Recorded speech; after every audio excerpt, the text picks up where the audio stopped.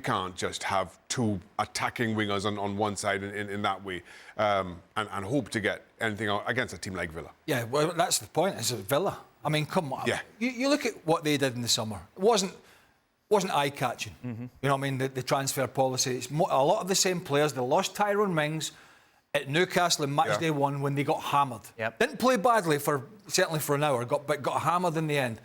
Pau Torres had come in, experienced player, international guy. He's fitted in there. He was looked a bit iffy to start with, getting to know his teammates. You got Konza, who they can play. Diego Carlos is back, and Konza played right back. That was a big call. No Matty Cash. Leon Bailey back in.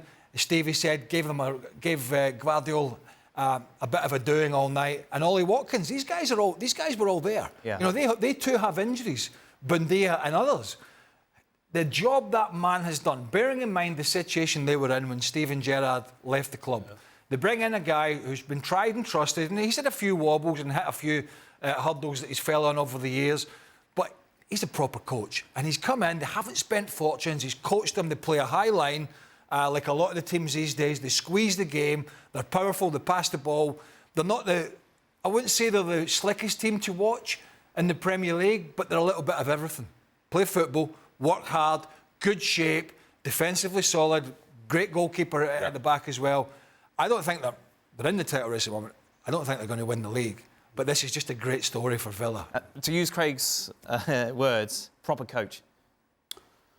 Yeah, I think when you look at the players they have today, the same players 6 months ago could not have done this. They wouldn't have had the belief. They certainly wouldn't have been brave enough to do it.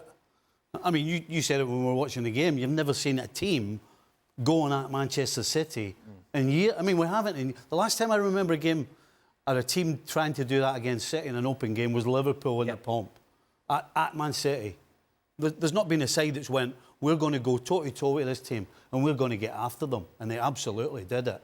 So, you know, that takes organisation. It takes belief. It takes courage, even though you're at home. So, yeah. And all of that has come since Unai Emery's walked through the door. Makes them very easy to root for, doesn't it? Absolutely.